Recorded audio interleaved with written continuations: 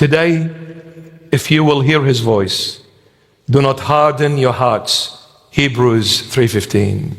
Today, if you will hear his voice, do not harden your hearts. Open your heart and say, Lord, I need you. I beg you. Whatever you do, Lord, don't ever walk away from me. Whatever you do, Lord, don't ever leave me behind.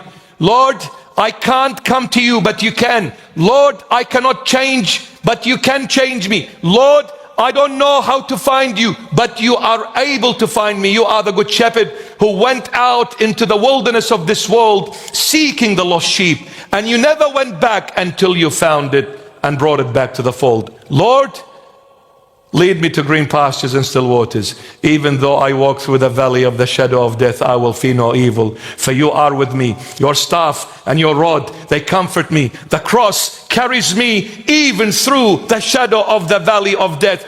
Even though I walk and tread on the territory of hell, when I have the cross, I will step on Satan and all of his foul spirits and all of his evil plans, because when Christ opens the eye, no one can shut it. No one. Jesus Christ is God. If somebody says he's a prophet and stops there, he's mistaken. If somebody says he's a holy man and stops there, he is mistaken. If somebody says Jesus Christ never existed, he is definitely mistaken.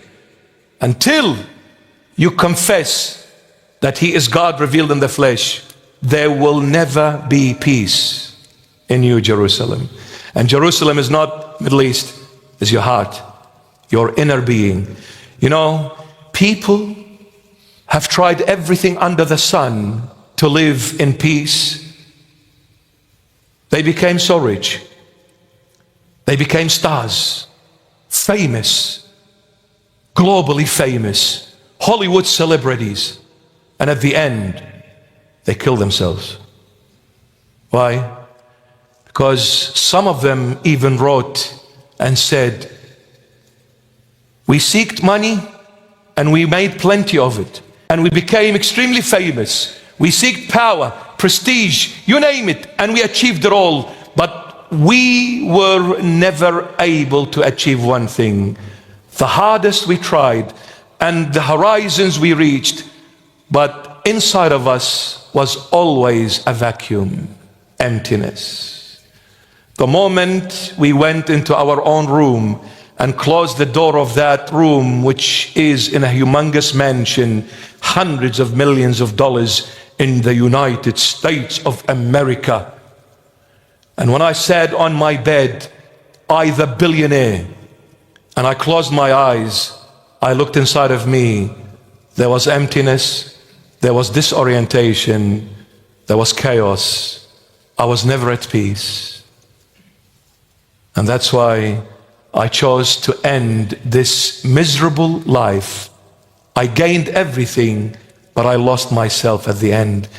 What does it benefit a man if he gains the whole world and loses himself at the end? But blessed are you when you lose it for me, I, Jesus Christ of Nazareth, because I'll guarantee you, you will find it at the end, because I am the only one who will fill that inner gap. And for this reason, God, in his infinite wisdom, he put inside of you an infinite space. Have you thought about it? When you close your eyes, what do you see? Nothing but space. Can you see the beginning of this space? No. Can you see the end of this space? It is endless. You know why it is endless? We are a minute piece of dust in this earth, in this galaxy, in this universe. We're nothing. You can barely see us, maybe not. But inside of us is an infinite space, because God is sending a profound message to all of us. I put that space to tell you, no one can fill that infinite space except the infinite God. When you turn back to him, I will fill that space and you will no longer feel miserable anymore. You need God. You need God. There is no guarantee, my beloved, where I will be tomorrow. Your past the Lord Jesus dealt with it with his precious blood. Your future, it is in the palm of the most powerful hand of Jesus Christ of Nazareth. The only thing you have is this present moment.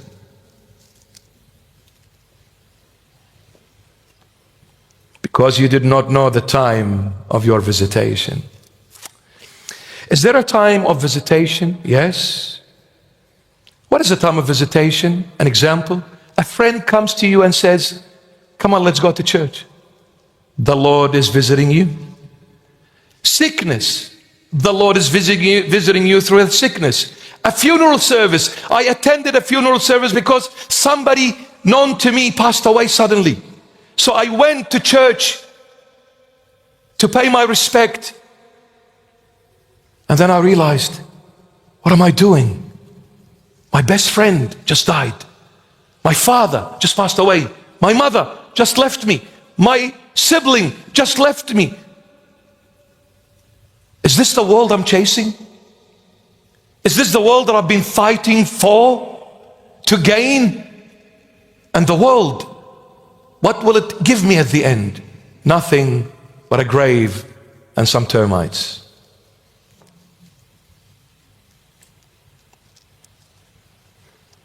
That is a time of visitation. It's a time of awakening the heart. Think, my son, think, my daughter, next time, before you do anything, pray and ask the Lord for direction. Amen. The first T's of the Lord Jesus at the tomb took us out of corruption, out of death, and saved us from death and set us free from the shackles. The second T's of the Lord Jesus at the city of your soul or your heart were to bring us back to him once again. Because, my beloved, what made us go into the tomb was our sin. Because the wages of sin is death. And all of us initially sinned. At the beginning, all of us are sinners. When we sinned, death entered and conquered us. And when death entered, our place became the grave. The Lord Jesus came and shed his tears at the grave and raised us from the dead. When he raised me from the dead, gave me life, and then he said to the disciples, the church leaders, the teachers, loosen him and set him free, let him go.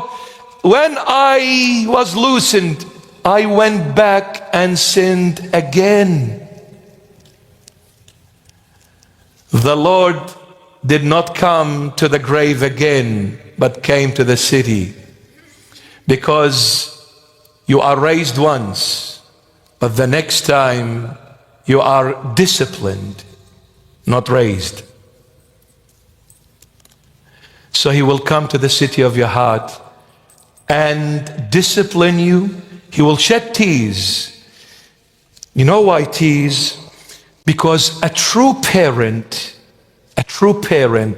that disciplines their children, they discipline their children based on love.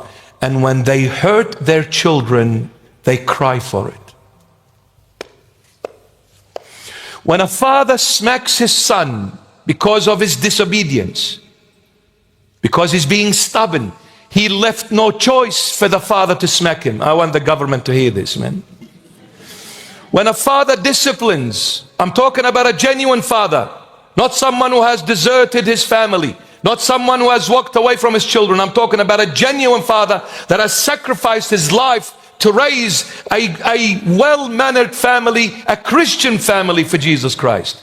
When that father is left no choice, smacks his son to wake him up, the son gets hurt for a day, for a week, for a month, then he forgets. But the father, for as long as he lives, never forgets that one day he smacked his son. Why? Because the father is all love. Love never wants to hurt.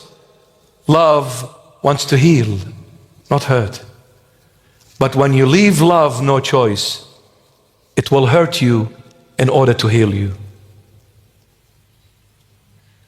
The Lord disciplines us with tears in his eyes because he's all love.